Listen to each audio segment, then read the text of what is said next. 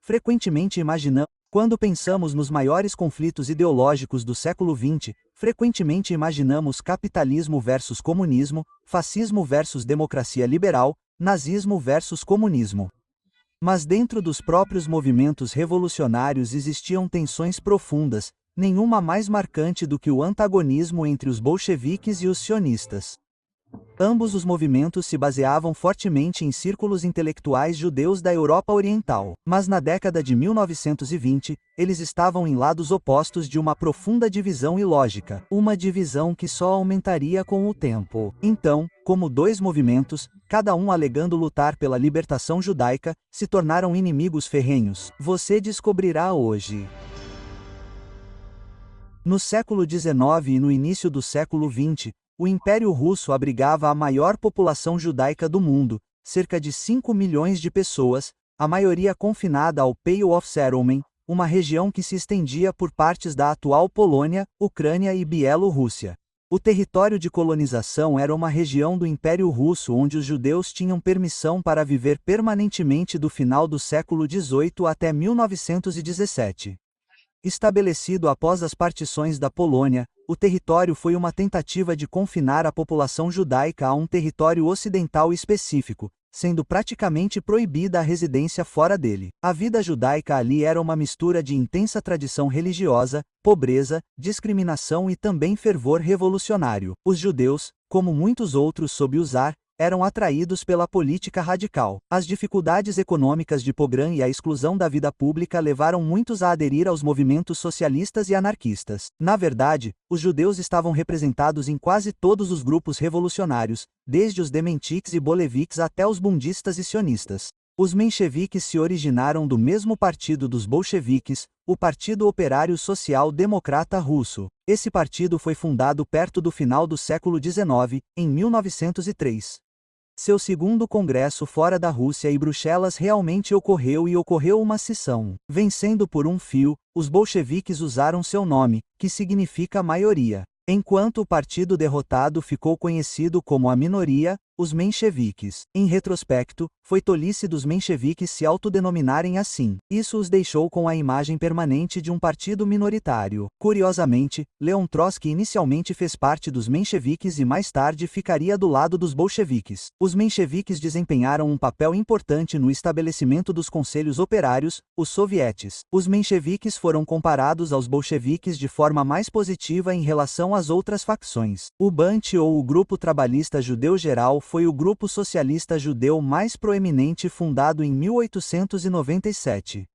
Defendia os direitos dos trabalhadores judeus, a cultura Yiddish e a autonomia política dentro da Rússia socialista.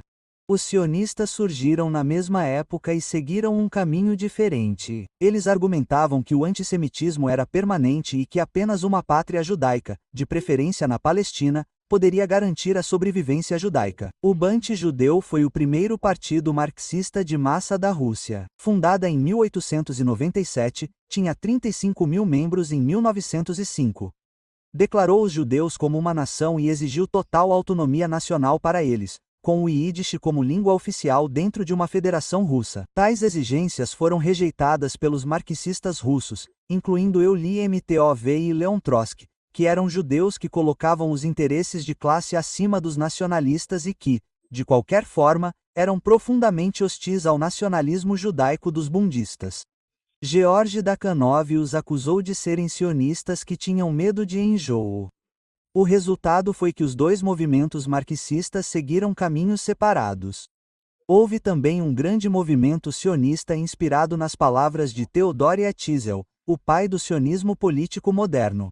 Herzl formou a organização sionista e promoveu a imigração judaica para a Palestina em um esforço para formar um Estado judeu lá. Na Rússia, as autoridades tsaristas permitiram o desenvolvimento do movimento sionista russo após o início da década de 1880 porque ele defendia a imigração judaica em resposta aos programas. Embora também tenha sido proibido em 1903, sob o argumento de que, dentro da Rússia, servia como veículo para o nacionalismo judaico. Para os bolcheviques liderados por Lenin, o nacionalismo, incluindo o nacionalismo judaico, era um anátema. Para eles, a classe trabalhadora não tinha nação. A identidade nacional era uma ficção usada pela classe dominante para dividir os trabalhadores, o que também se aplicava ao sionismo. Em 1903, Lenin descreveu a ideia sionista como totalmente falsa e reacionária em sua essência. 2 anos depois, em 1905, ele escreveu sobre o sionismo em particular. A ideia de nacionalidade judaica tem um caráter claramente reacionário. A ideia de uma nacionalidade judaica contradiz os interesses do proletariado judeu,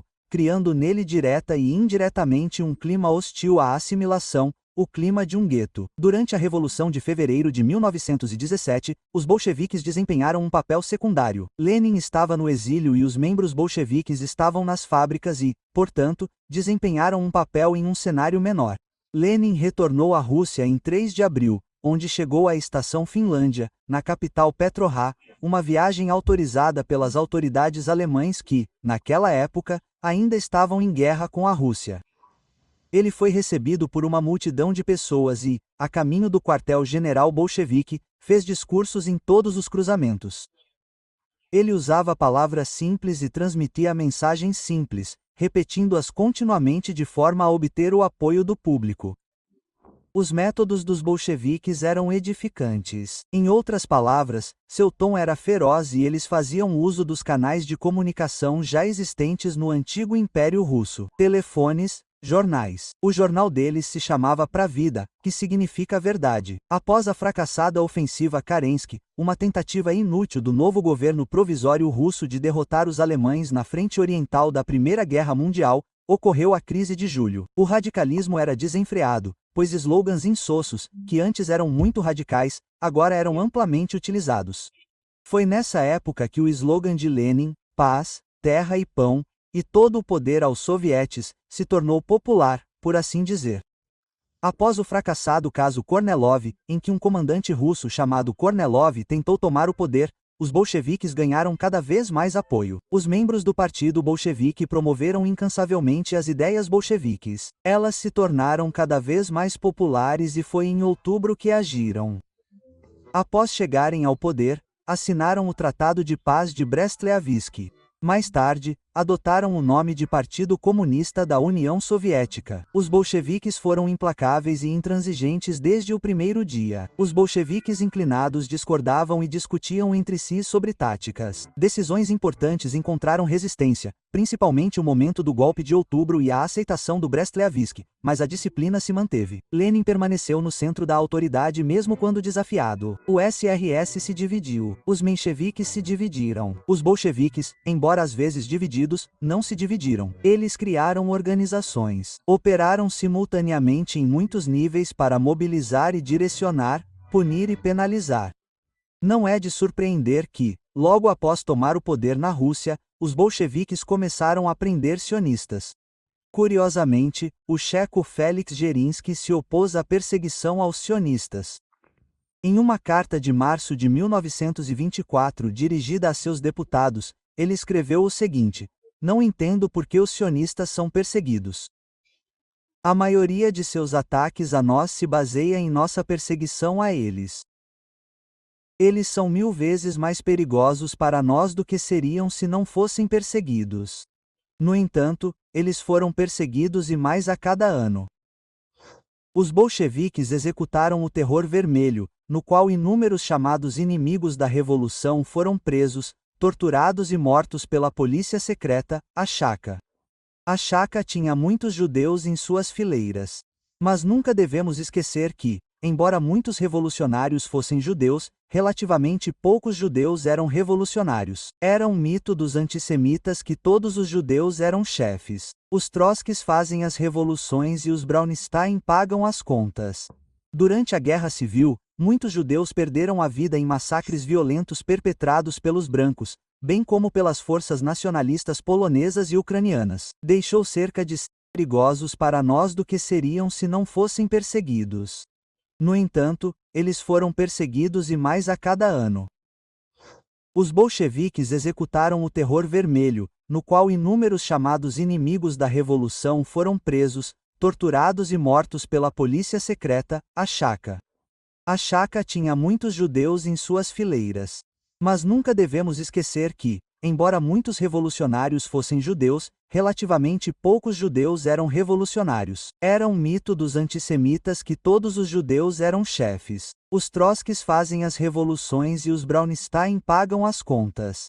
Durante a Guerra Civil, muitos judeus perderam a vida em massacres violentos perpetrados pelos brancos, bem como pelas forças nacionalistas polonesas e ucranianas. Deixou cerca de 150 mil mortos por violência direta e doenças. Outros 500 mil desabrigados e 300 mil órfãos. Os peregrinos colocaram em dúvida a sobrevivência física dos judeus na Rússia. Enquanto a abolição das instituições comunitárias judaicas, Carrillo e o ataque à educação em língua hebraica e à religião organizada ameaçavam sua existência nacional e religiosa. A situação paralisou a organização sionista e suas afiliadas. Mas o desespero dos judeus sobre a sobrevivência na Rússia e sua busca por salvação em outro lugar só aumentaram. Apesar de suas diferenças internas, alérgicas e organizacionais, o período de 1923 até o final de 1925 e, em algumas regiões, até meados de 1926 viu a influência sionista crescer rapidamente em áreas com grandes populações judaicas e em grandes cidades em todo o antigo território de colonização,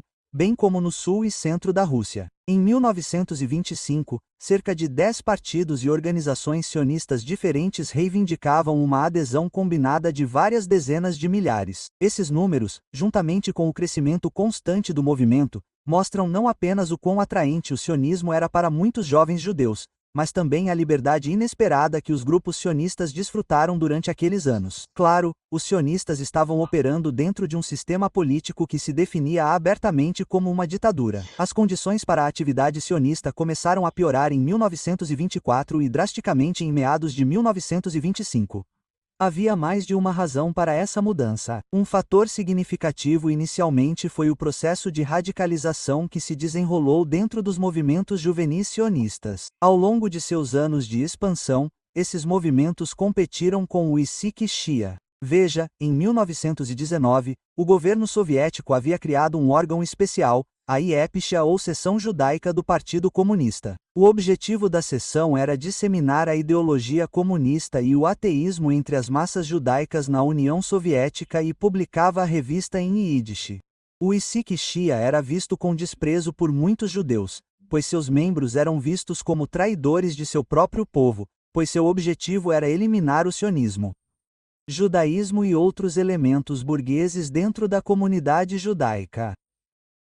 Esta seção se opôs ativamente à cultura judaica tradicional, às instituições religiosas, ao sionismo e a outros partidos políticos judeus, como os budistas. Eles promoveram uma cultura secular e Yiddish que estava alinhada com a ideologia comunista. Escolas hebraicas, por exemplo, foram proibidas. A Yiddish foi oficialmente dissolvida em 1929 porque as autoridades soviéticas sentiram que seu trabalho estava completo e que organizações judaicas separadas não eram mais necessárias. Muitos de seus principais membros, incluindo o presidente Simeon de Manstein, foram posteriormente executados durante o Grande Expurgo de Stalin no final da década de 1930. Sob Stalin, a repressão se intensificou. O sionismo não era mais apenas uma ameaça ideológica, era tratado como uma forma de espionagem.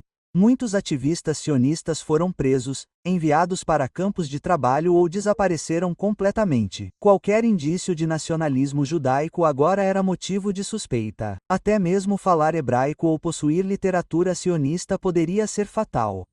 Perto do final da década de 1920, Stalin flertou com a ideia de criar um Estado judeu no extremo Oriente Russo. Visitei esse lugar em 2019 e gravei esse vídeo. Vai lá assistir depois.